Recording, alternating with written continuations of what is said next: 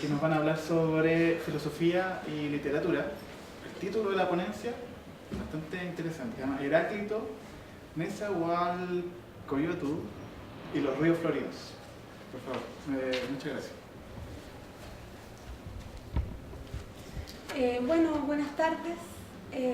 Muchas gracias por asistir. Primero que todo, voy a leer un poema de un amigo que inició el proyecto Cédula Madre. Su nombre es Pedro Tapia. Él actualmente anda en una gira, en un viaje cultural, artístico, de poesía por Latinoamérica, y no puede estar con nosotros, pero sí está mediante su texto. Él es poeta emergente y es bueno que divulguemos, ¿cierto?, la poesía nacional. La poesía debería ser gratis, al igual que lo debería ser la educación. Entonces, en este contexto voy a leer este poema.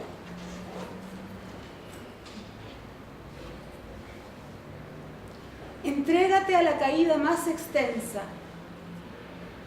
donde quizá nadie te espera, porque allá es donde van los navíos, de las piernas arrodilladas al viento de un ciclo, cauces multiplicados en un derrumbe oscuro.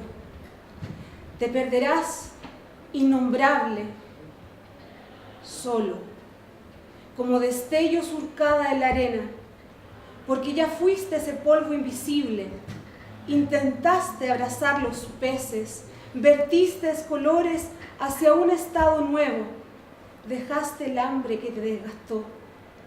No conviene mirar a los árboles lejanos, solo cuentan estos segundos lo habitado en tu sangre. Recibe con brazos abiertos a ese pájaro inhumano. Sigue inhalando lo que resta de vida.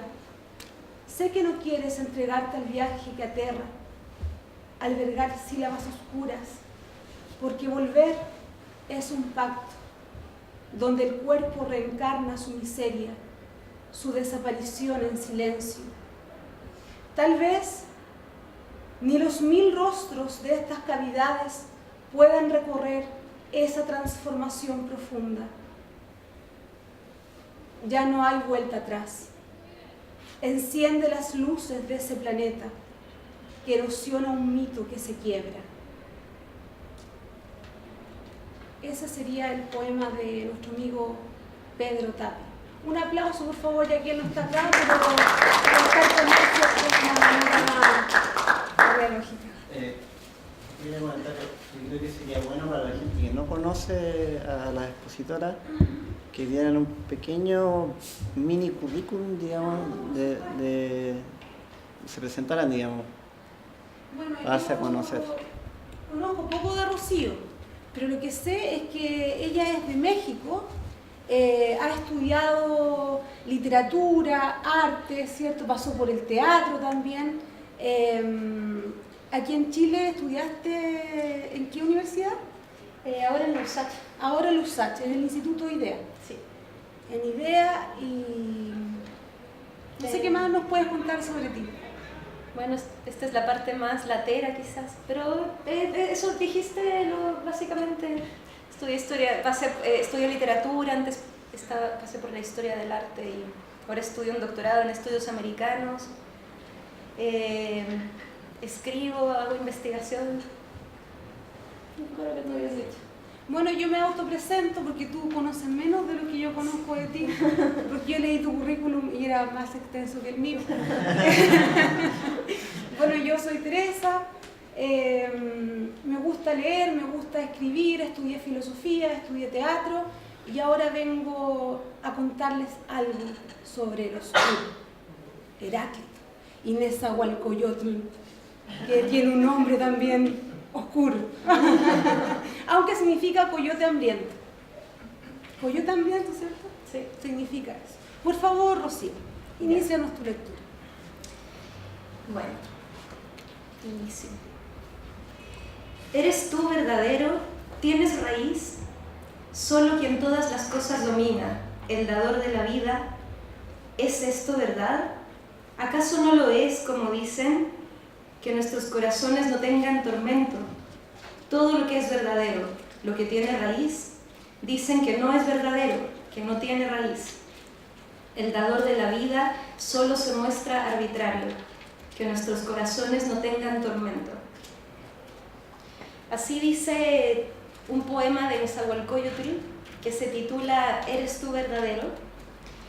Y mientras que el fragmento 88 de Heráclito dice: una misma cosa es en nosotros lo viviente y lo muerto, lo despierto y lo dormido, y lo joven y lo viejo. Estos pues al cambiar son aquellos, y aquellos inversamente al cambiar son estos. Muy bien, entonces por acá, a partir de estos dos textos, vamos a comenzar nuestro recorrido, partiendo por decir que sí, lo más evidente, Heráclito nació en el siglo V a.C., bueno, vivió en esa época, en el siglo V a.C., de la Grecia arcaica, y Nezahualcóyotl en el siglo XV mexicano, poco antes de que llegaran los españoles. Por lo tanto, no hay ninguna posibilidad de establecer así una conexión entre ellos en el sentido de que se hayan conocido, de que se hayan leído, que hayan tenido algún tipo de contacto. No, está claro que no. Podemos fantasear al respecto, o sea, todo puede ser posible, pero hasta el momento no ha sido así. Así que el cruce que vamos a hacer entre ellos, o más bien la lectura que vamos a plantear, que es acercando estas dos voces para ver qué nos dice la una sobre la otra, va a ir por otro camino. Entonces asumamos que no tienen nada que ver en el sentido práctico de la palabra, pero dejando a un lado las evidentes distancias que hay entre ellos. En primer lugar, lo que salta a la atención en estos dos textos es el sentido de la contradicción. No sé si se dieron cuenta. Todo lo que es verdadero, lo que tiene raíz, dicen que no es verdadero, que no tiene raíz. Y Heráclito, por su parte, nos decía que una misma cosa son lo viviente y lo muerto, y lo despierto y lo dormido. Es irónicamente en esta contradicción en donde primero les vemos una gran sintonía a estos dos pensamientos, la contradicción como sabiduría, como naturaleza. Entonces, hablando de naturaleza, primero vamos a partir refiriéndonos un poco al material de estos textos, con qué estamos trabajando. ¿De qué se trata? Pues son textos antiguos, los dos, de culturas, ya dijimos, obviamente diferentes, pero comparten varias cosas en común, las naturalezas de estas literaturas, tanto la literatura presocrática como la literatura prehispánica en general, no solo la azteca. Por ejemplo, siempre es mi opinión que para acercarnos a este tipo de literaturas y en general al arte antiguo de cualquier cultura, la mejor idea es tener ante todo un sano escepticismo, porque así en el rigor de la ciencia cierta no sabemos prácticamente nada, ¿no? Lo que sabemos son lo que nos dicen los textos, entonces se va armando una historia de historias. Y así es la primera característica que podemos encontrar en común entre ellos. Por ejemplo, la literatura prehispánica en general, algunas veces fue escrita literalmente en tiempos prehispánicos, pero en su mayoría fue escrita posteriormente a la conquista por otras manos, incluso por varias manos y en diferentes tiempos.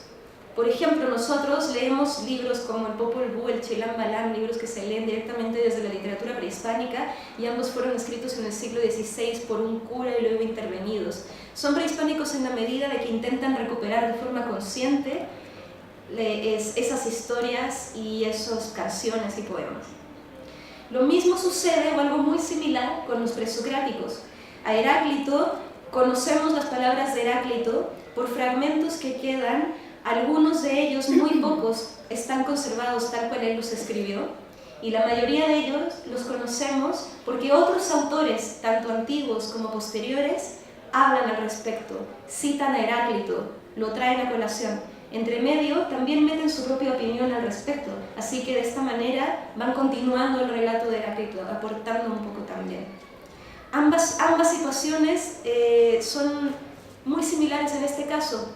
Los poetas aztecas se reunían para recitarse sus poemas en unas especies de improvisaciones colectivas. No cualquiera escribía poesía, sino los filósofos, los grandes sabios, en general eran también gobernantes. Se reunían e improvisaban estas poesías, que a veces eran registradas por escrito y otras simplemente quedaron en la memoria de esta gente que estaba muy cercana a las tradiciones orales, y posteriormente, cuando llegaron los españoles, pues fueron escritas en el idioma español. Entonces, es recomendable leer estos textos como expresiones de registros que están todavía muy cercanos a la oralidad. Si bien no son por completo oralidad, no son un mito que ha sido solamente contado a voces, sino que también fue escrito muy antiguamente e intervenido esos textos, pero están al límite entre los registros orales y los registros escritos, que ya permanecen tal cual por siempre. Esa es una gran diferencia con el arte antiguo visual, que podemos verlo hoy en día tal cual era, sin intervenciones. En cambio, los textos de las literaturas antiguas es prácticamente imposible que los leamos de esa forma, salvo por un caso muy excepcional que fue el poema de Gilgamesh, que estaba grabado en una piedra en escritura cuneiforme. Entonces, lo otro que notamos a partir de los dos textos que les leí en un comienzo, tanto el de Nezahualcóyotl como el de Heráclito, es que hablan de palabras que se van a repetir mucho y que resultan muy importantes en ellos. Palabras como verdad, como raíz. Verdad y raíz aparecen hermanadas. Quiero que tengamos esto en mente porque vamos a llegar a ello más adelante. Por otro lado, bueno, coincido con Aristóteles en que él señaló que el discurso de Heráclito, al decir que todas las cosas son y no son, de ese modo parece hacerlas a todas verdaderas. Esto es lo único que voy a traer a colación de Aristóteles, porque de hecho la lectura que le dio Aristóteles, a mi parecer, a Heráclito, salvo este comentario, es sumamente errada. Y es en parte por ella, porque durante mucho tiempo se leyó de una forma muy prejuiciosa a todos los filósofos presocráticos. Fue la lectura aristotélica el que los echó a todos en un mismo saco de los filósofos de la naturaleza, por ejemplo. Seguro ustedes alguna vez escucharon hablar de ese término. Echaron en un mismo saco a todas estas personas que escribían de forma poética antes de Sócrates temas filosóficos, porque pues hablaban con palabras como, en el caso de Heráclito, como fuego, como río, como incluso dice la palabra Dios, dice la palabra Zeus, a veces Erinias. Entonces se le tiende a ver como un escritor, Aristóteles lo tiende a ver como un escritor que seguía utilizando conceptos de la épica y de las formas de pensamiento más antiguas de Homero y Hesíodo, cuando en verdad él estaba utilizando metáforas para hablar de otras cosas, para hablar de cosas que tienen más bien que ver no tanto con temas cosmogónicos, sino con temas que tienen que ver con la filosofía. Eso es lo que vamos a ir viendo. Entonces, en ambos casos vamos a ver que se trata de autores que siempre han sido conocidos como poetas filósofos o como filósofos poetas. Están también en el límite de ambos registros. Todos los poetas aztecas, como les dije, eran los filósofos de la época. La filosofía en esa época se hacía en poesía. Y la filosofía en tiempos de Heráclito se hacía de diferentes modos. Parménides lo hizo en forma de versos.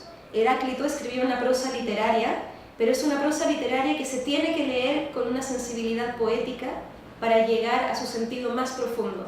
Porque si lo leemos de forma literal, no vamos a llegar solo a la superficie. Y bueno, algo que me parece importante entonces, además de que recordar que Heráclito escribió muchas cosas poéticamente y así se le conocía en la antigüedad, también recordar que él provenía de la zona de Jonia. Heráclito era de Jonia, una ciudad en el Asia Menor, en la actual Turquía. se nos olvida, y la verdad es que no se nos olvida, no nos cuentan que Grecia era Oriente. O sea, después, posteriormente, la cultura europea occidental adoptó todas las tradiciones griegas, pero Grecia era Oriente, Grecia es otra cosa, todos esos conocimientos y esas historias vienen en verdad de una tradición oriental en el pasado. De ahí viene Heráclito, de hecho, de la tierra en donde floreció la poesía de Homero, que bien sabemos, todo lo que sucedió en Homero, Troya, esta historia, era en la actual Turquía. Entonces, pues para finalizar este primer esbozo sobre la naturaleza de las literaturas antiguas, simplemente subrayar que tienen muchas similitudes, como iremos viendo, pero sus diferencias son muy significativas también. Entonces, poniendo de lado a lado estos autores, también se nos van a ir revelando, esperemos, sus propios pensamientos. Algo bueno que tienen este tipo de literaturas es que son tan antiguas y se sabe tan poco de ellas y como no se tiene el registro original, dan la cabida a múltiples lecturas. Cada tiempo va a ser una lectura diferente y cada persona, cada disciplina va a ser una lectura distinta. Entonces, aquí pasando al tema a un segundo tema que me gustaría platicarles, que tiene que ver con las biografías de estos personajes. Normalmente en la literatura importan muy poco las biografías de los autores. Si ya desde la muerte del autor que escribió Barthes quedó más o menos sepultado el autor como algo que no tiene nada que ver con la obra literaria. La obra literaria es independiente, funciona por sí misma. Pero también ya hemos superado la modernidad y hoy en día nos hemos ido dando cuenta que no era tan así. En algunos casos sí es significativa la biografía, y esto debe ser uno de ellos, porque como nosotros leemos a Heráclito y a Nezahualcóyotl por medio de las voces de otros autores, esos autores nos traen estos textos mezclados con las anécdotas de sus vidas. Entonces sus vidas ya se pueden leer como literatura, como la biografía como literatura también. Heráclito bien dijo que a los hombres, después de la muerte, les espera lo que ni aguardan ni piensan. Esto es muy importante para él, y en su caso, la muerte de Heráclito me parece un buen punto de partida para entrar en sus biografías, porque todo lo que se habla de él, y aquí volvemos a entrar en el terreno más pantanoso de los registros orales, comienza con un se dice que no hay nadie que nos hable a ciencia cierta de lo que realmente ocurrió, pero hay historias que se repiten bastante. Por ejemplo, se dice que Heráclito tenía un característico desprecio por la vida pública y se fue a vivir solo a las montañas como misántropo, asqueado de la humanidad, y ahí en la soledad comía raíces y plantas. Le dio hidropesía. ¿Estoy diciendo bien la palabra? Hidropesía, ¿no? Hidropesía. Y entonces volvió a la ciudad para pedirle a los doctores, para que lo sanaran, pero lo que les dijo fue unas palabras que podrían ser también un fragmento de Heráclito por lo misterioso que resultan y lo verdaderos también. Él se acercó a los doctores y les preguntó si eran capaces de transformar una lluvia torrencial en una sequía. Y como los doctores no le entendieron, él se fue. Se dice que se cubrió el cuerpo entero con estiércol y se puso al sol para dejarse secar y sacarse de adentro el exceso de agua que lo estaba matando. Otros dicen que en verdad él le pidió ayuda a unos niños que lo cubrieran de estiércol, y después de eso los perros no lo reconocieron y terminaron devorándolo. Otros dicen que después de cubrirse con estiércol, lo cubrió la arena y murió de esa forma, desapareciendo en la arena. Como sea, Marco Antonio tiene el comentario más irónico y ácido al respecto, quizás haciéndole justicia a la actitud irreverente tan característica en Heráclito, y dijo que tras haber teorizado tanto sobre la naturaleza de la conflagración del universo, Heráclito murió cuando, lleno de agua por dentro, se untó todo el cuerpo con estiércol. Así de resbaladizos y divertidos también son los referentes de su vida. Heráclito era un personaje, además de que tuvo fama en vida, además de que fue un sabio muy conocido en su época. Después de su muerte se convirtió en una especie de mito, y su actitud y muchas de las cosas que él hacía y decía fueron alimentando también estas historias que se pueden leer perfectamente desde la ficción sin temor a que eso las desacrediten, a mi parecer.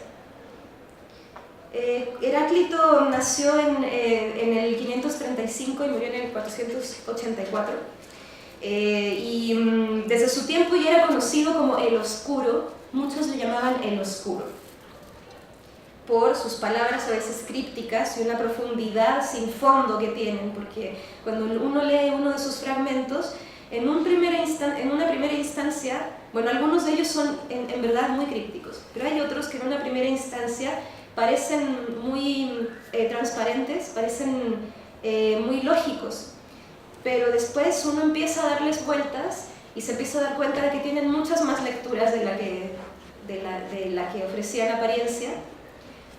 Por eso fue que, por ejemplo, Sócrates, se dice que Sócrates, cuando le entregaron los fragmentos de Heráclito y le preguntaron que qué opinaba al respecto, él dijo que lo que había entendido le parecía muy bueno, pero para lo otro, lo poco que había entendido le parecía muy bueno, pero para lo otro hacía falta convertirse en un buzo y meterse al fondo del mar.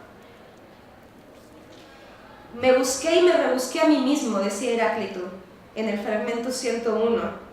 Esto es en una traducción, pero en otra, por ejemplo, él dice: me he investigado a mí mismo. Esta era la respuesta que él tenía cuando le preguntaban por su educación.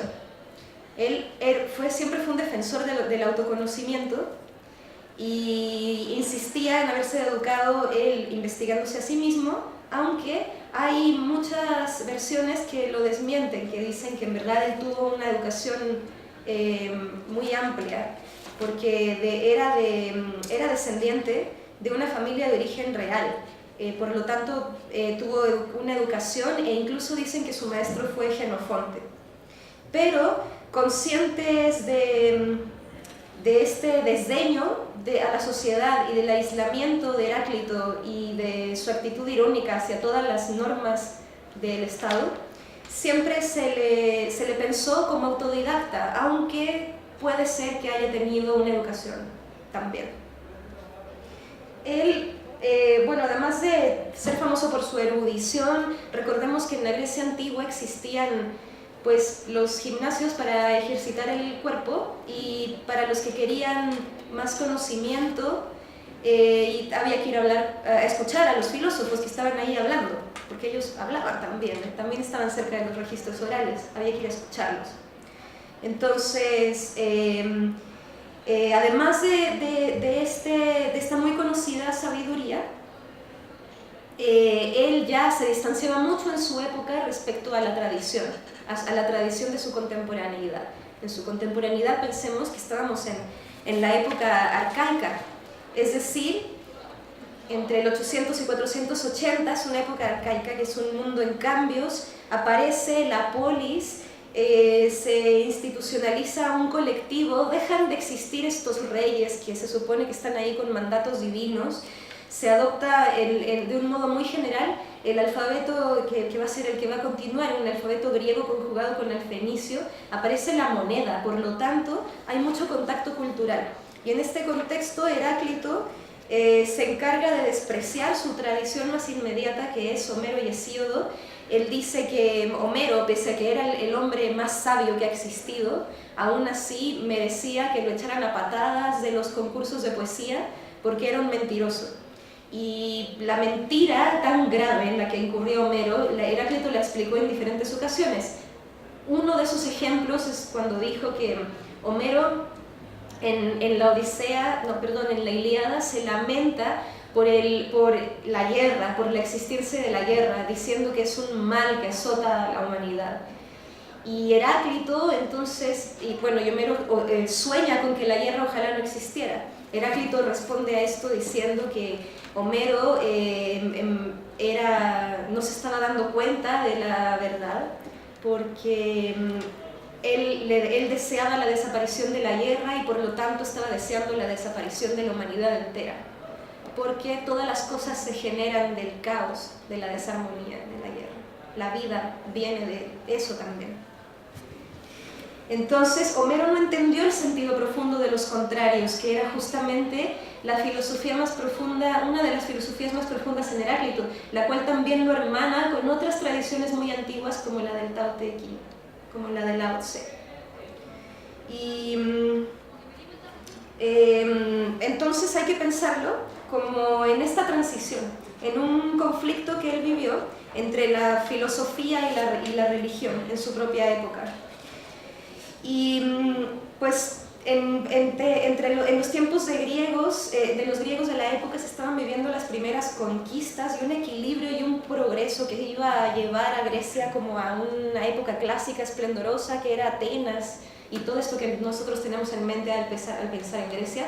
Entonces iba en ascenso culturalmente, la arquitectura, la pintura, el arte en general, también el pensamiento, la producción de escritura, y él está en una madurez de este arcaísmo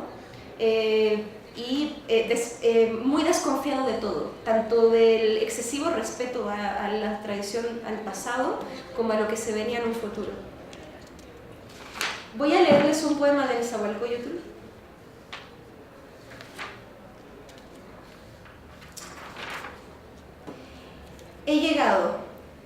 He llegado aquí, soy Yoyontsin, solo busco las flores, sobre la tierra he venido a cortarlas, aquí corto ya las flores preciosas, para mí corto aquellas de la amistad, son ellas tu ser, oh príncipe, soy yo Nezahualcóyotl, el señor Yoyontsin. Ya busco presuroso mi canto verdadero, y así también busco a ti, amigo nuestro. Existe la reunión, es ejemplo de amistad. Por poco tiempo me alegro, por breve lapso vive feliz mi corazón en la tierra. En tanto yo exista, yo, Yoyontsin, anhelo las flores, una a una las recojo, aquí donde vivimos. Con ansia yo quiero, anhelo, la amistad, la nobleza, la comunidad. Con cantos floridos yo vivo, como si fuera de oro, como un collar fino, como ancho plumaje de quetzal. Así aprecio yo tu canto verdadero, con él yo me alegro. ¿Quién es el que baila aquí, en el lugar de la música, en la casa de la primavera? Soy yo, Yoyontsin, ojalá lo disfrute mi corazón. Elegí este poema para este tema en particular. Estamos en este momento hablando de las biografías como literatura en estos personajes.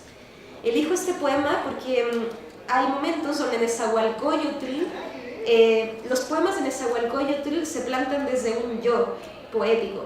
Es un ser humano el que está hablando, y no cualquier ser humano, él por momentos dice su propio nombre, se planta a sí mismo como un personaje dentro de sus poemas, y desde una mirada absolutamente terrenal. Aparece otro personaje también, que es Yoyontsin. Yoyontsin es un personaje que aparece en varios poemas de Nezahualcóyotl, y podríamos pensarlo como una especie de heterónimo, como a lo Pessoa. Es un personaje que es el personaje que aparece cuando la voz poética alcanza estados más altos de clarividencia, de comprensión filosófica, lo cual sucede en algunos poemas de Nezahualcóyotl, porque en otros él se mueve en el lamento y en la oscuridad que es el azote de la vida humana. Por otro lado, voy a recordarles algunos fragmentos de Heráclito, como el de dioses y hombres honran a los caídos en guerra. Esto para contarles que, para empezarles a hablar un poco de Nezahualcóyotl, podríamos pensar que Heráclito, podríamos pensar que sí, que Heráclito tenía en mente a alguna persona como Nezahualcóyotl al decir que los dioses y hombres honran a los caídos en guerra. Con esto se refiere, podemos leerlo desde el sentido de que Bueno, Heráclito insiste mucho en el poder de la razón, del pensamiento, pero también en el llevar esa razón y ese pensamiento a la vida, afuera, hacer algo con ella, práctico. La guerra es un ejemplo para los griegos antiguos, un ejemplo de cómo llevar esa sabiduría al exterior, en un sentido práctico, porque si se queda todo adentro, pues no existe, ¿no? Nezahualcóyotl, para hablarles un poco de él, participó en la guerra en varias ocasiones entre los aztecas porque era gobernante. Él fue un poeta, arquitecto, filósofo, sabio de las cosas divinas, mago, se le conocía por ser un estudioso de los mundos ocultos. Nació en el año 1 Conejo, o sea, en el 1402, y murió en el 6 Pedernal, que es el año 1472. Bueno, él es uno de los tantos poetas del mundo náhuatl que son considerados como verdaderos maestros de la palabra y son leídos a la par, por ejemplo, de los filósofos presocráticos. Yo no soy la primera que ha señalado esta conexión, por cierto. Ya lo hizo Miguel León Portilla, el gran estudioso de la literatura prehispánica mexicano, sin desarrollarlo. Lo ha señalado en algunas ocasiones en entrevistas, pero no ha hecho un estudio al respecto.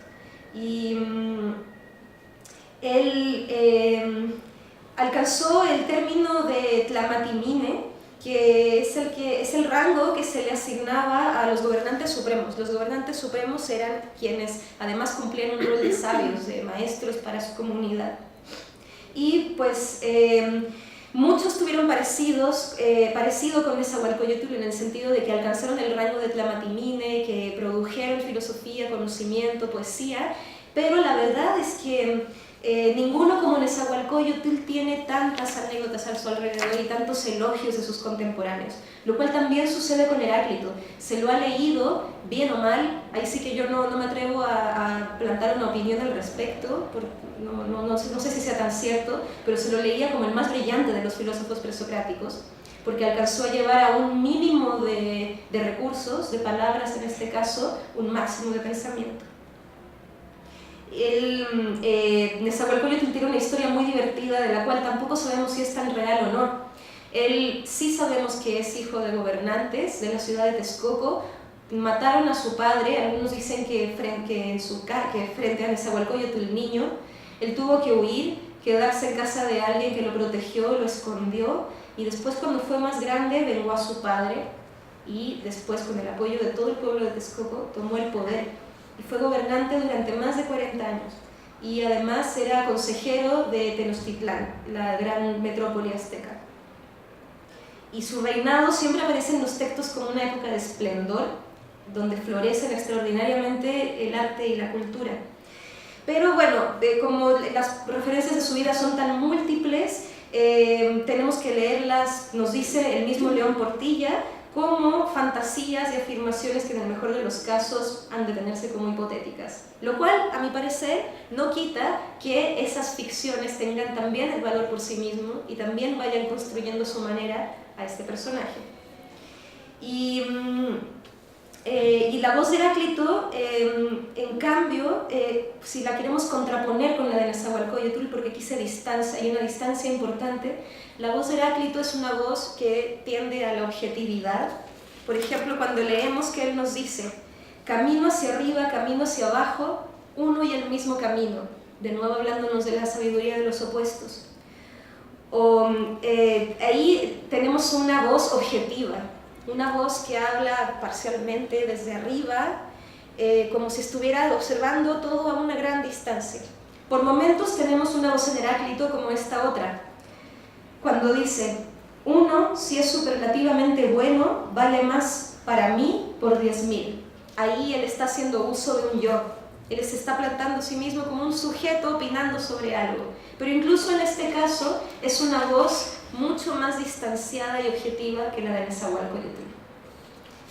Él nunca eso sí, nunca habla en tercera persona como lo hace Nezahualcóyotl, nunca dice yo, Heráclito, no llega tanto, digamos.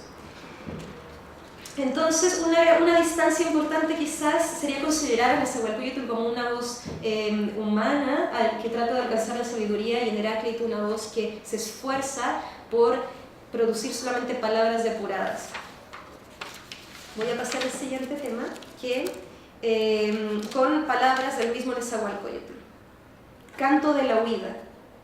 En vano he nacido, en vano he venido a salir de la casa del Dios a la tierra. Yo soy menesteroso, ojalá en verdad en vano no hubiera salido, que de verdad no hubiera venido a la tierra. No lo digo, pero ¿qué es lo que haré? Oh príncipes que aquí habéis venido, vivo frente al rostro de la gente, ¿qué podrá ser? Reflexiona, ¿habré de erguirme sobre la tierra? ¿Cuál es mi destino? Yo soy menesteroso, mi corazón padece, tú eres apenas mi amigo en la tierra aquí. ¿Cómo hay que vivir al lado de la gente? ¿Obra desconsideradamente vive el que sostiene y eleva a los hombres? Vive en paz, pasa la vida en calma, me he doblegado, solo vivo con la cabeza inclinada al lado de la gente. Por esto me aflijo, soy desdichado, he quedado abandonado al lado de la gente en la tierra. ¿Cómo lo determina tu corazón, dador de la vida?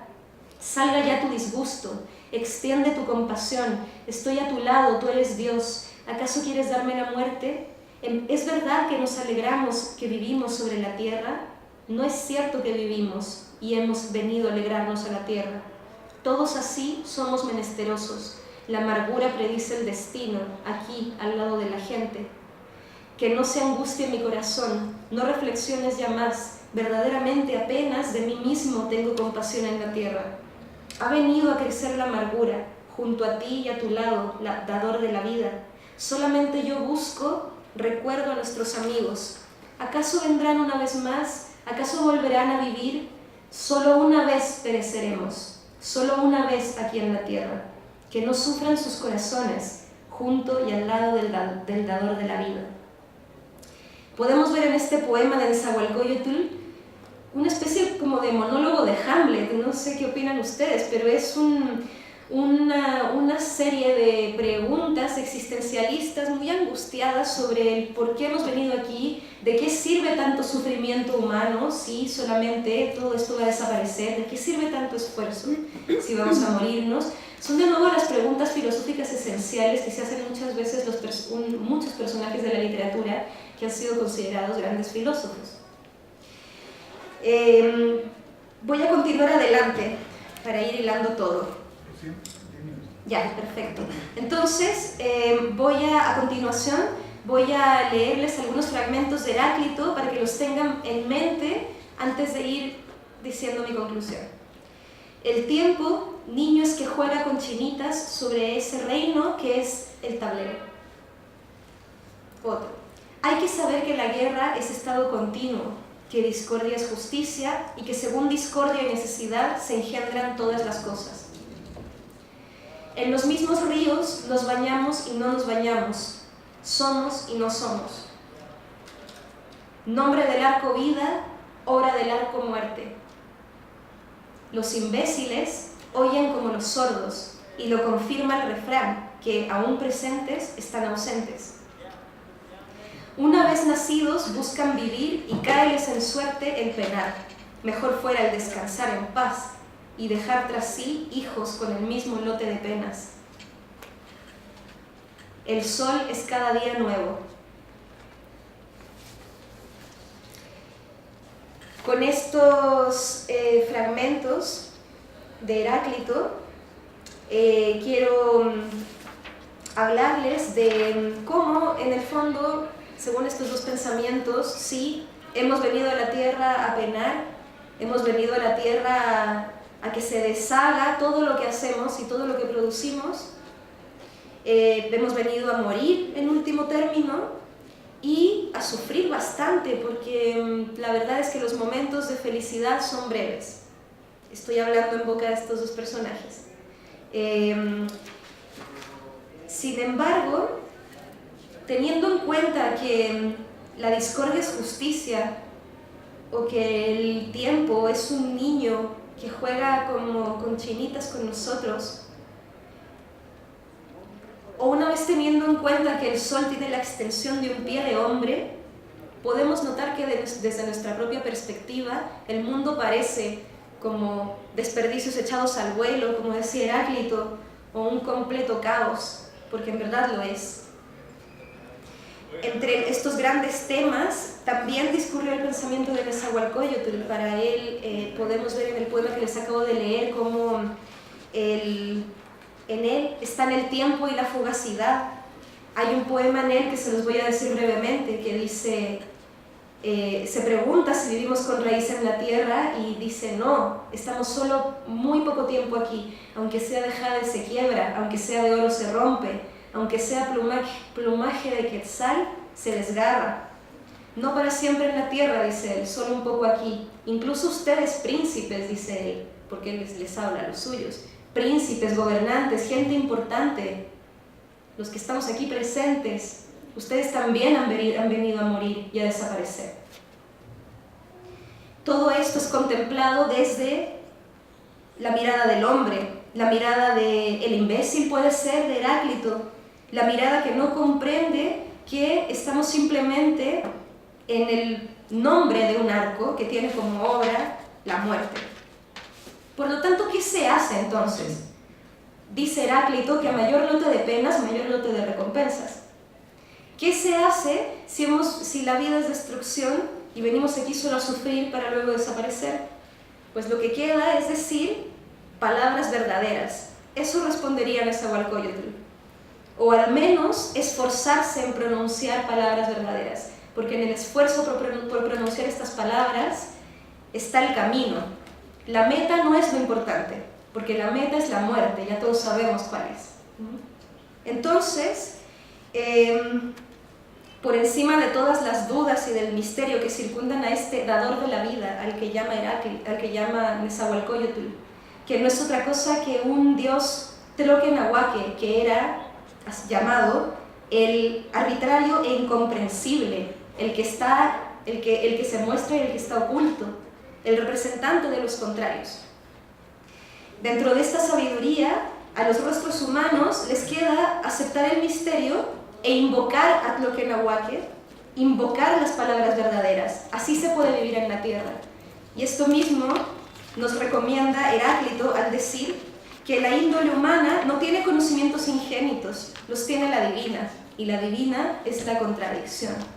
Es un fuego también. Heráclito dice que todo viene del fuego, y es porque el fuego transmuta las cosas, es porque el fuego es una moneda de cambio, de vida. Las cosas van al fuego y vuelven del fuego, dice él. El fuego hay que leerlo también metafóricamente, como un fuego siempre vivo, un fuego que no se oculta nunca, un fuego que también está en nosotros y es nuestra propia razón, nuestra propia capacidad de pensar.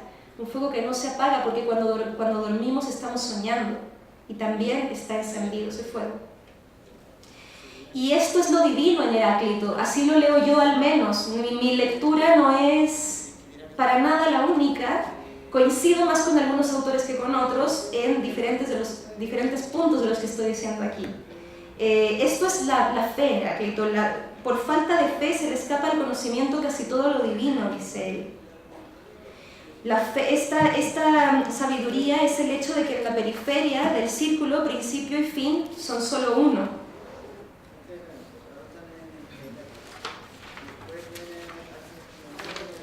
Entonces, la poesía y el arte en general, las flores y los cantos para los poetas aztecas, son esto.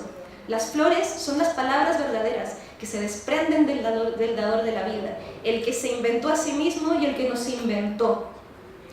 Estas palabras verdaderas se desprenden de él y nosotros en la vida nos toca tratar de pronunciarlas, tratar de encontrarlas, porque es así como nuestros corazones van a encontrar contento.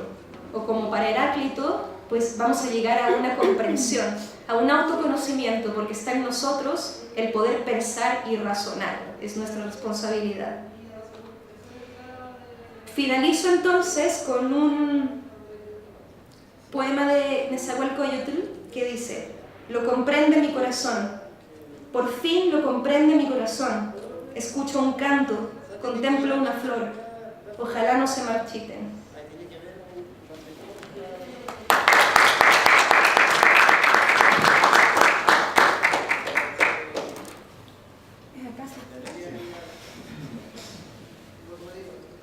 ¿Sí? Ya. No, pero en todo caso igual se escucha, ¿cierto? Bueno. Bueno, primero que todo felicitarte por la gran ponencia que has dado, realmente una claridad discursiva, diría yo, muy bien estructurado, súper ordenado, todo bien destacado. Yo voy a hacer un comentario muy breve porque me interesa escucharlo a ustedes. Igual no se escucha. Me interesa escucharlos a ustedes. Lo único que puedo aseverar con certeza es que no soy sorda, porque durante el tiempo que estuve aquí estuve presente, no ausente como dice.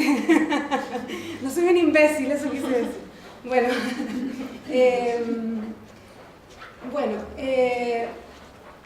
pese a que Heráclito es conocido como el oscuro, ¿cierto?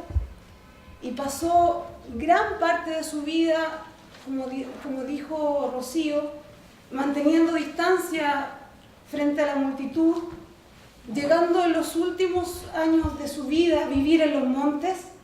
Lo que nos ha llegado de su filosofía es precisamente un relámpago, el fuego del que tú hablabas. Sí, un relámpago que ilumina la noche más oscura, permitiéndonos contemplar aquello que no todos pueden ver. Heráclito es entonces un filósofo, un pensador y, por qué no decir, un poeta. Filósofo aristocrático, quien no en ese tiempo, pensador indiscutido y poeta porque mediante metáforas, mediante el carácter enigmático y oracular de sus fragmentos, que se han conservado, ¿cierto?, nos pone frente a la realidad de un modo chocante e incómodo. Porque si ustedes se fijan, ¿cierto?, también tú lo dijiste, hay una distancia con respecto a Heráclito con los demás, con los imbéciles, o sea, con el vulgo, con el populacho. Yo soy aristócrata, por lo tanto, yo tengo contacto con este fuego, con este relámpago, y los demás no, es un camino individual, una búsqueda, ¿cierto? Tanto es así que puedo decir que en este tiempo de pobreza no solo económica, la presencia de Heráclito, más que contagiarnos de una ciega oscuridad, nos impulsa a vivir, a encarnar la filosofía como praxis, como práctica. ¿Por qué digo esto? Porque Heráclito vivía su filosofía. No era solamente un discurso que presentando como nosotros en una ponencia. No, él hacía de su vida la filosofía y su filosofía era su vida. Estaban totalmente idénticas, era una identidad lo que él hacía en su vida y lo que él teorizaba. Por lo tanto, creo yo que eso es un punto a destacar por parte de Heráclito, ¿cierto? Entonces, decimos que ya no es oscura, sino más bien la filosofía de Heráclito nos permite ver la claridad en la oscuridad. Es una oscuridad, pero que ilumina nuestro acontecer actual mediante una razón, un logos, inocente y hambriento de verdadero saber. Hoy, cuando todos estamos estudiando, ¿cierto?, y todos hacemos paper, y todos queremos investigar, y queremos ser doctores en filosofía y todo, no, creo yo que algunas personas, no todas, no puedo decir, hay algunas personas que realmente no tienen esa ingenuidad, no tienen ese entusiasmo. Entusiasmo quiere decir tener los dioses dentro. Nos falta entusiasmo y creo yo que estas instancias son muy valederas, porque esto enciende el fuego que cada uno tiene en su mente, en su razón. Entonces, mediante una razón inocente y hambrienta de un verdadero saber, de un saber genuino y armónico que dialogue con la realidad. Actualmente la filosofía le está dando la espalda a la realidad hace mucho tiempo. Y vuelvo a decirlo, estas instancias hacen que nos conozcamos y que dejemos de ser anónimos y pasemos a tener apellido y nombre y conocernos de verdad. Conocidas son las frases de Heráclito, Rocío ha mencionado unas cuantas, yo pondré énfasis en algunas que me parecen ineludibles para justificar lo que he venido diciendo. Decía hace unos minutos que Heráclito y su filosofía nos ilumina. Es una luz enceguecedora, es un relámpago, pero que nos permite, con actualidad, fijar nuestra atención allí donde nadie la pone, y que es precisamente un llamado para el cual no necesitamos la vista, porque por ejemplo, como bien decía Rocío, por eso me encantó lo de Rocío, cuando hablaba ella del autoconocimiento, para tener autoconocimiento no necesitamos de la vista, porque el estar en el mundo, y aquí yo no estoy hablando de Heráclito, sino que como a mí por ejemplo, yo escribo poesía, y cuando escribo, de verdad que estás tú contigo en el acto puro de estar ahí. No sé si me doy a explicar, pero bueno, dice que entonces, para el cual necesitamos la vista, es por esto que he hablado de una claridad en la oscuridad. Si yo cierro mis ojos y estoy conmigo y me fijo en mi pasado, en mi presente, en mi futuro, en lo que yo puedo ser, en lo que he sido y en lo que seré, De hecho, uno enloquece si hace todas esas cosas, así que no es recomendable cerrar los ojos y empezar a pensar todas estas cosas. Bueno, es que enloqueceré. Sí, yo sí, enloqueceré. En eso estamos. Sí. Que quizá yo entendí la talla, ¿no? Esta frase, que es contradictoria, nos remite precisamente a una lucha, a una tensión entre opuestos. Hegel se va a dar cuenta de esto, imagínense, mucho tiempo después, en el siglo XIX, y Hegel nos va a hablar precisamente, por ejemplo, de lo infinito y lo finito, de lo subjetivo y lo objetivo, de la naturaleza y del espíritu, de la libertad, de la necesidad, etc. Entonces, esta lucha entre opuestos que va a descubrir Heráclito es una lucha, por ejemplo, que la claridad no quiere ser oscuridad, y la lucha de la oscuridad por no querer ser claridad. Si uno de estos opuestos derrumba al otro, entonces el mundo se destruiría, pues precisamente el mundo para Heráclito, y aquí como que yo nos comparto lo que tú dices, el mundo para Heráclito nace del cosmos, o sea, del caos, pero es una armonía, es cosmos, orden. Este enfrentamiento de contrarios de este modo expresado no implica que el devenir del mundo sea un caos, sino que existe proporción, medida y equilibrio debido a que el mundo está gobernado, está dirigido por el relámpago del que recientemente les he hablado. Este cosmos, dice Heráclito, no lo hizo ningún dios, ni ningún hombre, sino que siempre fue, es y será fuego eterno, que se enciende según medida y se extingue según medida. Cierro la cita de Heráclito y continúo. Este fuego que lo ilumina y lo oscurece todo, este relámpago que todo lo gobierna como ley inmanente de la realidad, es el logos. El logos, que para los griegos presocráticos y aún para nosotros es una palabra que encierra y contiene, aglutina muchos términos, por eso no la voy a traducir, vendría a regular ese devenir. Este devenir donde todo se da según la lucha de contrarios. No voy a traducir logos, pero una de las interpretaciones, que es como la más canónica, dice que no hay una diferenciación entre una ontología, entre un lenguaje, una ontología y la lógica, es decir, verdad, palabra y ser. Son todo lo mismo, por lo tanto no hay esa diferenciación. El logos sería todo eso, aglutinando todos esos conceptos.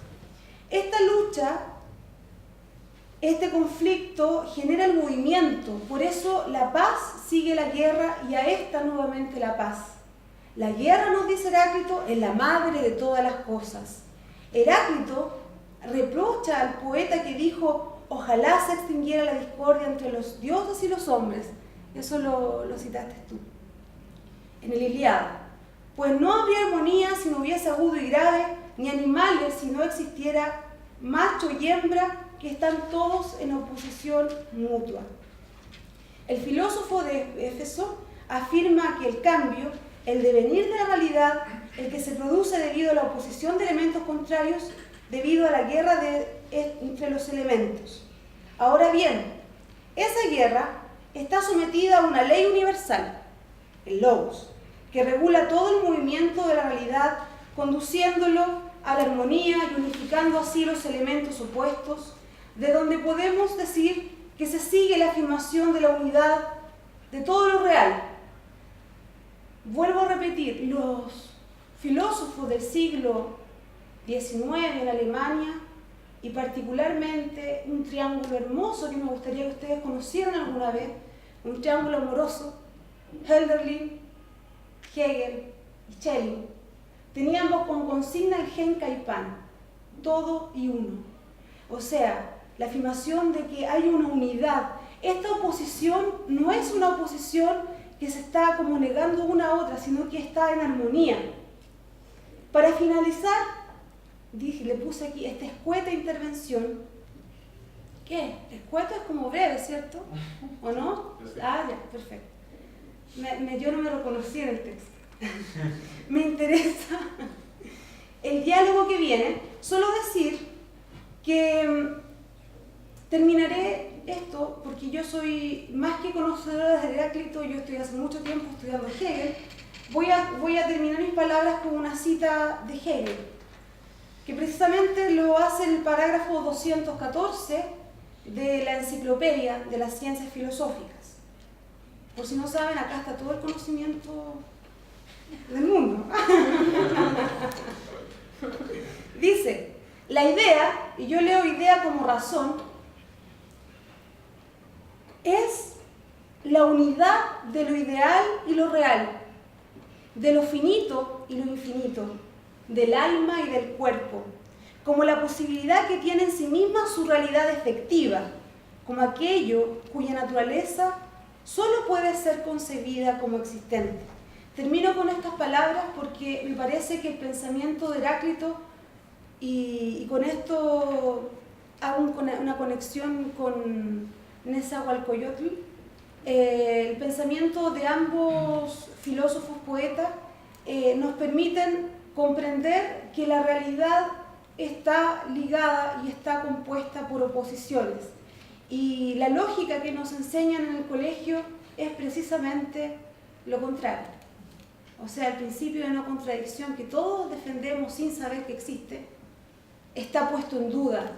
Hay otra forma de ver la realidad y siglos después Hegel va a inventar uno de los métodos más importantes, y creo yo que es inspirado por Heráclito, definitivamente, que va a ser la dialéctica. Muchas gracias. Muchas gracias por mostrarnos esa conexión entre lo precolombino, la literatura precolombina y la literatura presocrática, y muchas gracias a ti, Teresa, por la intervención escueta. Ahora la idea es abrir las puertas a un diálogo.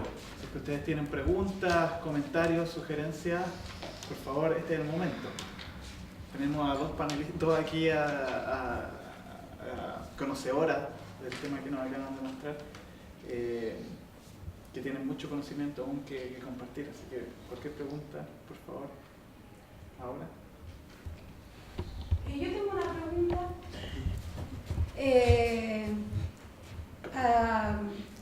a Rocío, obviamente no.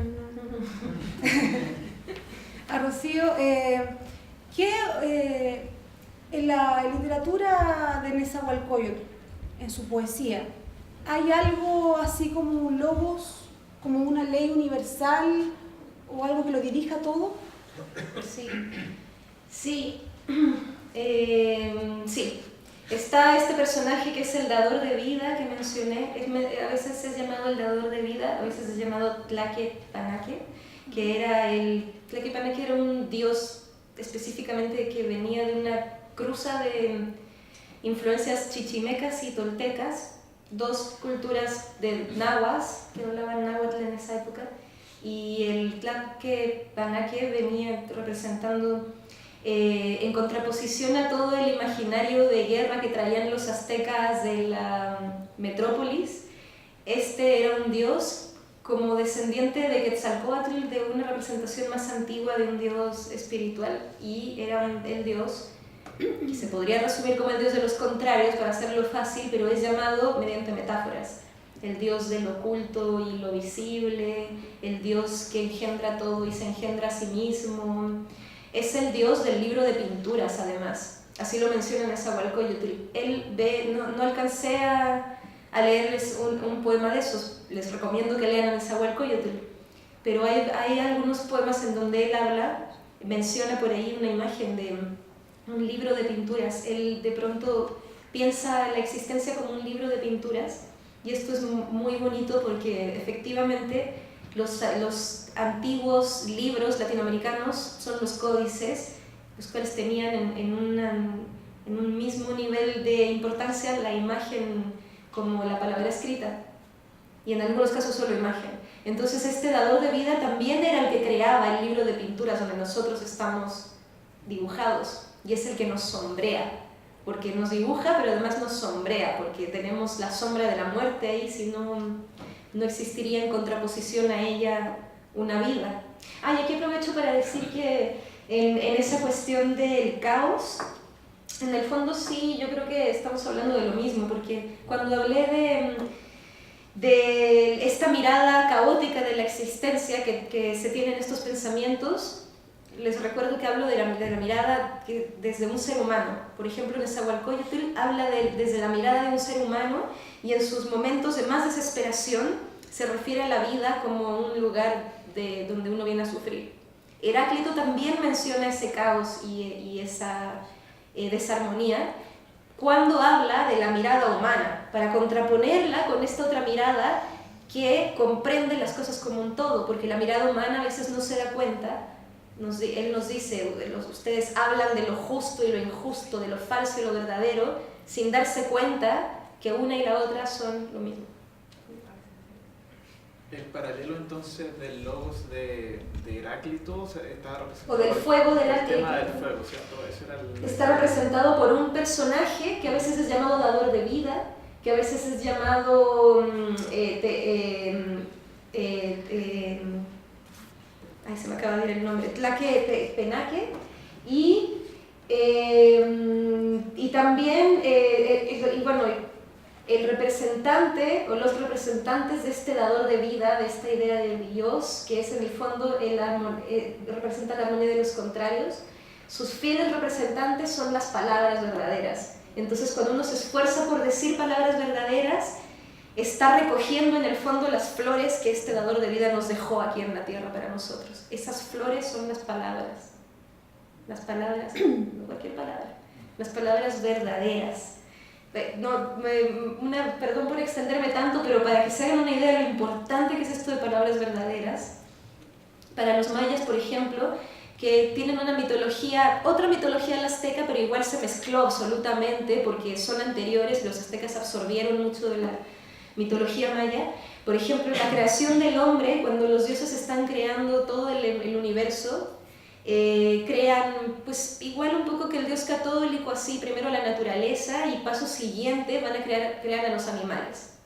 Pero los animales no pueden hablar, por lo tanto no pueden decir los nombres de los dioses, entonces no les sirven de nada, y por eso tienen que crear a los hombres, tienen que crear al hombre para que hable y diga los nombres de los dioses, que los invoque, porque solo en la medida en que ellos sean invocados, que sus nombres sean pronunciados, ellos pueden existir. Así era importante, las palabras verdaderas eran la realidad, así eran concebidas, ¿no? Sí, quería justo eso, lo último que dijiste, de que el dador de vida de alguna forma como que entrega las flores. Estas flores son como palabras. También estaba pensando en lo que decía Heráclito, pero respecto a Homero, cuando decía de que no le parecía correcto de que él dijera que el hombre no se enfrentara con los dioses. También pienso que Heráclito en ese momento está leyendo eso, pero desde el punto de vista de decir, ¿por qué el hombre no se enfrenta consigo mismo? Como enfrentarse a un dios, o algo que en ese tiempo se piensa como un ente divino, es como realmente preguntarse por la vida, preguntarse por uno mismo y por la muerte de uno mismo. Y creo que Heráclito en ese momento está como pensando eso. Está como pensando por qué realmente el hombre no se ve a sí mismo.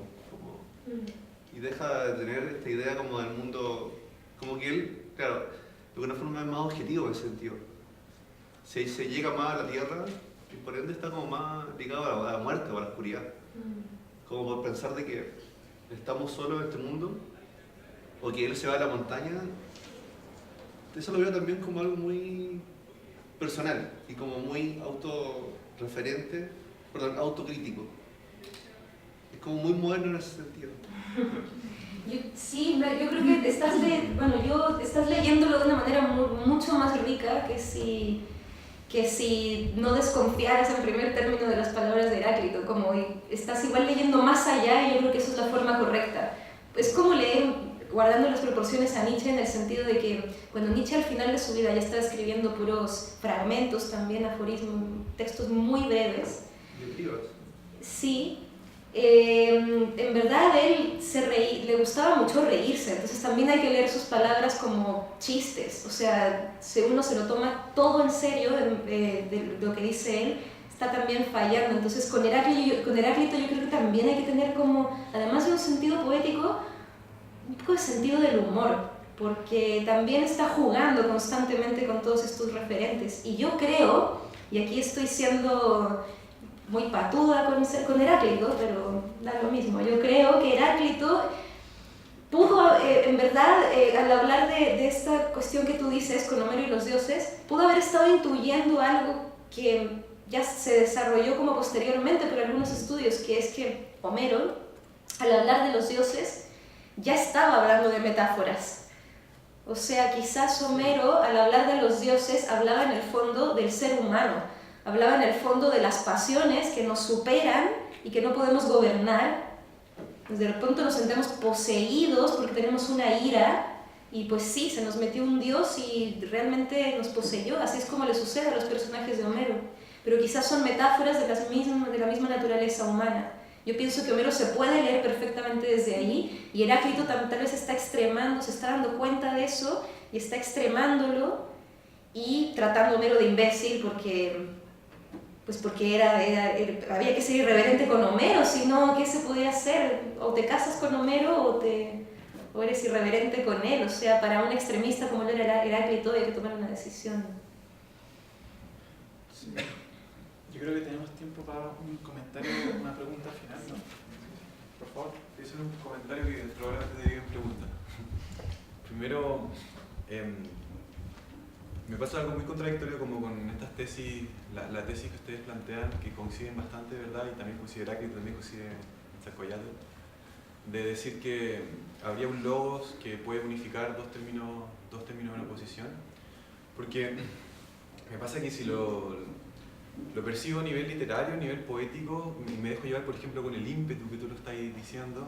Claro, me convence, me deja llevar, o la Sara también, como que sí, como quiero encontrar esa unidad, no sé, ¿cachai? Pero si después me pongo como el lado más filosófico, como que me cambia un poco de discurso, la verdad desconfío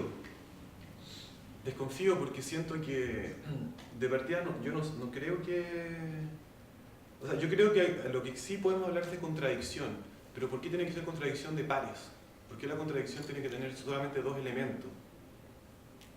¿Y por qué entonces...? Porque entonces, lo que quiero decir, yo creo que hay una operación de la razón que se autoglorifica a través de esa idea. O sea, es la razón la que en primer lugar dice que existen dos elementos distintos, hombre y mujer, día y noche. Independiente de la razón que sea prehispánica, que da lo mismo, que predispone dos elementos y luego en el momento en que los une, dice, soy yo quien las une, ¿verdad? Y se glorifica como yo soy la unidad. Pero en realidad es ella la que estipula la contradicción, o sea, ella dice que hay dos elementos. Porque si uno ve la realidad tal cual como está, yo no veo con claridad esos términos de oposición, o sea, o pueden ser muchos términos. En ese sentido, un poco, quizás retomando Nietzsche, yo creo más en un caos que no se transforma en orden, no se transforma en un orden, o sea, no habría no veo tanto ese equilibrio como armónico, un cosmos, y creo que también, bueno, gran parte de la filosofía del siglo XX, un poco yo creo que dice lo mismo, como Derrida o todo el quiebre al idealismo y todo el quiebre a la filosofía antigua es como partir sospechando, ¿no? Partir sospechando del logos. Este logos que, claro, por un lado nos unifica, pero por otro lado, ¿qué nos está ocultando? Porque en esta unidad, ¿qué es lo que queda afuera? Sí. No, sí, puedo decir Sí. eso, muy interesante y sí, así que Me qué pasa algo bueno. contradictorio, no sé. Está bien. Bueno, dos cosas en mi caso. Por un lado, ¿por qué dos elementos en contradicción solamente? Bueno, pues es una pregunta muy al lugar y la respuesta es así muy simple, es porque efectivamente Heráclito utilizó contradicciones de dos elementos, utilizó antónimos para construir imágenes y metáforas, y Nezahualcóyotl también utilizó la imagen de la contradicción a partir de dos elementos. Entonces es solo por eso, no por un pensamiento mío de Teresa que en verdad sea así, sino ateniéndonos a los textos. Por otro lado, claro, el logos y la razón pensados, y esto es una de las, o sea, lo debí haber dicho, es una de las tantas cosas que no dije, pensados como los concebimos hoy en día, se aleja excesivamente de cómo los textos están manejándolos, los textos antiguos. El logos y la razón, a mí me incomoda la palabra logos ya, por ejemplo, me parece muy lejana al uso corriente así de a nuestra comprensión del lenguaje ahora. Prefiero usar la palabra razón, que nos es más cercana, pero sin pensar en la filosofía moderna y todo eso, o sea, pensarla como comprensión, como en el sentido más primario, así como conciencia quizás incluso, y también considerar que en Heráclito esta razón no es la razón solamente de la vigilia o la razón solamente del pensamiento intelectual, sino que la razón es como un orden que tienen las cosas por detrás y que está en nosotros porque nosotros somos parte del todo, simplemente por eso, no porque nosotros la encontremos desde nuestra razón, ese orden a las cosas. Está en nosotros esa razón porque está en todo a la vez. Y esta razón también está en lo que no se ve, están las cosas que se ven y las cosas que lo oculto. La razón también está en lo oculto, la razón también está en el sueño. Es un fuego que también se puede mirar desde ese fragmento, que se prende y se apaga. El sol, cuando se oculta, en verdad se oculta la luz del sol que vemos, pero no se oculta la luz del sol que no vemos. Nuestra razón, cuando se oculta, también sigue presente. Entonces comprende un espectro mucho más esotérico de lo que hoy en día diríamos por razón. O sea, incluso me atrevo a usar esa palabra. Sí. ¿Quieres ¿Y yo antes? aclarar Sí, algo? sí, por favor. Antes de Ignacio. Antes de Ignacio, después. Bueno, con respecto a que por qué, por ejemplo, se piensa así como en opuesto, ¿cierto? Eso es lo que estaba diciendo tú en un principio. Yo creo que en ese sentido, no sé si Heráclito, pero los que van a retomar después este pensamiento piensan en una unidad originaria. O sea, es como al revés. No es que nosotros veamos el orden de las cosas como separadamente en opuestos, sino que hubo una unidad originaria que se rompió, hubo una escisión. De hecho, sin querer caer, me carga como caer en lo que voy a hacer, pero bueno, Hegel dice que la escisión, Alemania, la escisión es el origen de la filosofía. O sea, el hecho de que esté todo fracturado, eso permite pensar. O sea, eso te hace pensar. Y según él, la filosofía del entendimiento conciben estas oposiciones, porque él precisamente va a tratar de unificar esos pensamientos contradictorios.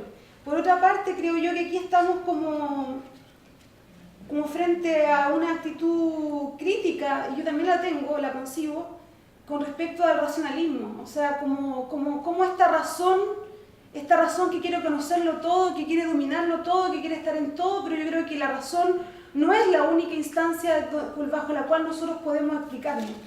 De hecho, a mí como estudiante de filosofía me pesa el hecho de no tener cursos sobre el cuerpo. O sea, como poner como lo sensorial, la percepción, pero como una fuente también de conocimiento, pero ya no del modo empírico, ¿no? No es como porque igual que hay como casado en esa oposición, razón y por otra parte racionalismo y por otra parte empirismo. Ahora, una salvedad que quería hacer yo, que a mí también me gusta lo poético, lo trágico y todo eso, yo creo que cuando no sé, Sófocles, Eurípides o Esquilo recogieron todo este pensamiento con respecto a los contrarios, la tragedia surge precisamente porque hay dos fuerzas que no se pueden, o sea, que chocan, y eso produce un conflicto. Y creo yo que el arte en general, y soy súper atrevida en decir esto, pero yo creo que el arte en general te presenta conflictos. O sea, una interpretación de un violín, no solamente la interpretación en sí tiene que ser conflictiva, sino que hay una armonía, pero en esa interpretación también hay como un conflicto. O por ejemplo pienso en un cuadro, en una pintura, o pienso en una escena de danza. O sea, como que veo en todo caso esa fuerza, ese choque de fuerza. Y creo yo que es interesante mirar la realidad de ese modo, como para poder ver precisamente que no existe solamente univocidad, sino que se puede interpretar las cosas a partir de la contradicción. Eso quería decir. Ignacio, tú... Yo creo, en verdad, este tema es infinito. O sea, obviamente que no sé. Es finito, infinito y súper infinito. Pero quería dar como una pequeña, así como luz de una posible salida de interpretación que puede ser bien polémica, pero que también podría ser muy interesante. Que por lo general, como en el dibujo didáctico, se opone a Parménides con Heráclito, ¿ya? Y también, por lo que tú como retomas acá, digamos, trae a colación, digamos, el pensamiento de la dialéctica hegeliana. Quiero hacer como un nexo, así a la rápida, un pequeño bosquejo, que puede estar completamente malo, pero que puede ser un esbozo, tal vez puede servir. Entre esos tres autores, Parménides presenta la vía de la verdad en su poema clásico. Sí. Y en la vía de la verdad se supone es como el acceso divino y uno accede, digamos, a las ideas en cuanto tales, por decir así, y a la realidad en cuanto tal, y a la unidad en cuanto tal del ser. Obviamente eso lo explica lógicamente, da su argumentación, y su argumentación es bien lógica unívoca, por decir así. No hay una lógica contradictoria, hay una lógica súper unívoca. Lo que es, lo que no es, Y después llega la identidad de ser y pensar. Y llega la identidad de ser y pensar, etc.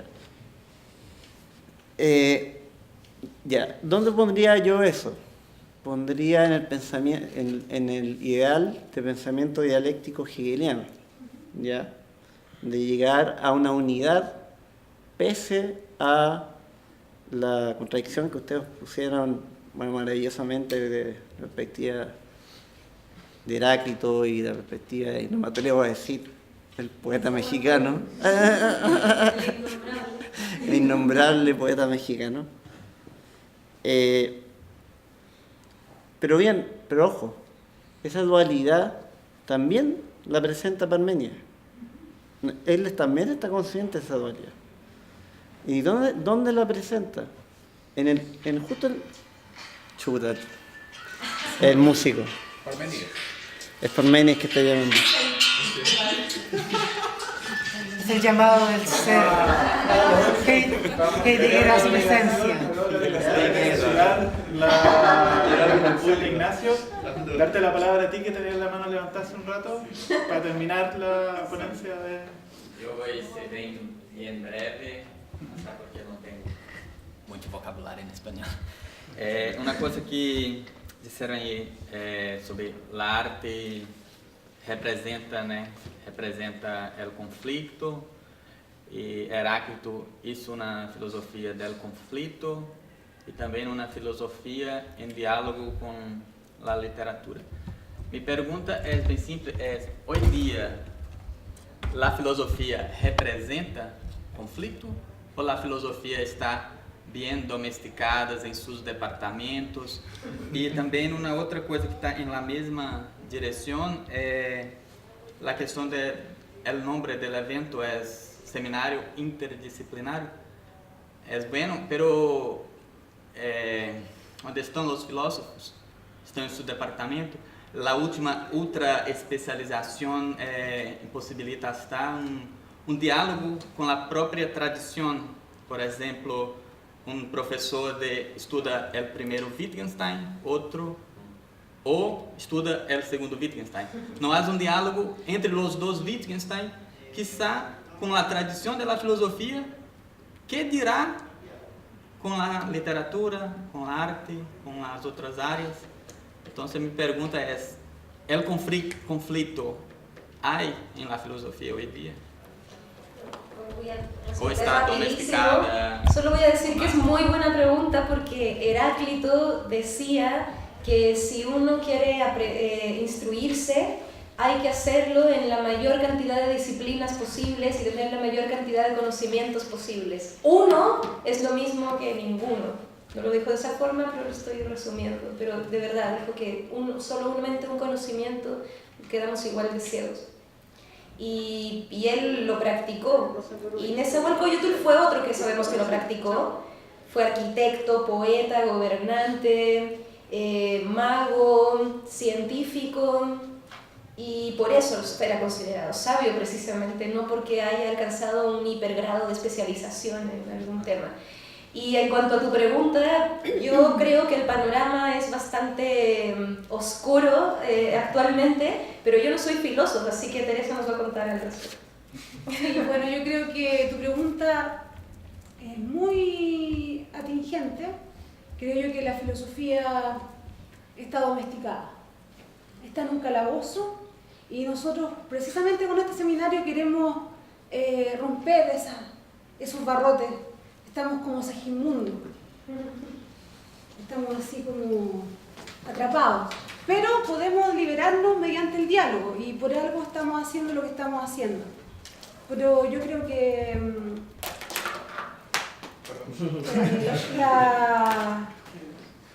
yo quiero hacer un comentario en general sobre la filosofía. Creo yo que como personas que nos dedicamos no solamente a la filosofía, sino que también al arte, a la cultura en general, tenemos una doble militancia, por decirlo así. Primero hay una militancia con la propia existencia, es decir, no todos tenemos, no sé si el prestigio o el privilegio o una condena, no sé, de tener que pensar sobre nosotros mismos. O sea, nosotros somos nuestro propio objeto de estudio, por decirlo así. Entonces tenemos una vida mucho más inescindida con lo que hacemos diariamente. O sea, andamos todo el día pensando. Yo hoy día, cuando estaba haciendo clases a los chiquillos en un colegio, justamente estamos pasando los presocráticos, entonces decía yo, ¿y qué voy a decir en esta parte? Sí, ¿no? Entonces como que uno se acompaña todo el día por lo que uno está haciendo diariamente en filosofía. No es una cosa como aparte lejana. Pero por otra parte, además de tener eso como no sé si como una condena o como un privilegio, como te decía yo, tenemos un deber político. Y ahí es donde creo yo que la filosofía está un poco domesticada, como un gatito que no ruge ni hace miau. Yo creo que tenemos que transformar la filosofía en un león, así. Sí. ¿Cierto? Eso es con respecto a lo que tú... Oye, respecto a la responsabilidad política, déjenme contarles una anécdota muy divertida de Heráclito. Como él era un gran sabio, conocido, famoso en su momento, lo llamaron, y descendiente de gobernantes, lo llamaron del gobierno de su época, se dice, para bueno, de hecho lo invitaron una vez a gobernar y los despreció y los insultó y se fue, ahí es cuando se fue a vivir solo. Pero una vez anterior a esa, lo llamaron para que en público, en el aula, estaban hablando de temas políticos y lo llamaron para que les hablara sobre la concordia. Ya el gran sabio, el filósofo Heráclito va a venir hablando sobre la concordia. Y se cuenta que Heráclito se subió al escenario, tomó un vaso de agua, le puso cebada, creo, adentro, le revolvió un poco de azúcar, se lo tomó entero, se bajó del escenario y se fue. Y con eso él les había hablado de cómo cuando las personas tienen lo que su cuerpo necesita, cuando pueden alimentarse y tienen de lo básico para existir, hay concordia en un pueblo. Entonces también tenía como todo un sentido performático su personaje frente al gobierno y en desconfianza y en irreverencia a las normas oficiales. Era sumamente político. Ok, yo creo que con eso ya podemos terminar Ignacio, parte que termine su tesis. No, Ignacio ya fue censurado por Parménides. Pueden continuar con la tesis de... No, pero pueden continuar con la tesis de Ignacio en un break ahora. Sí, ahora viene un break. Un aplauso para...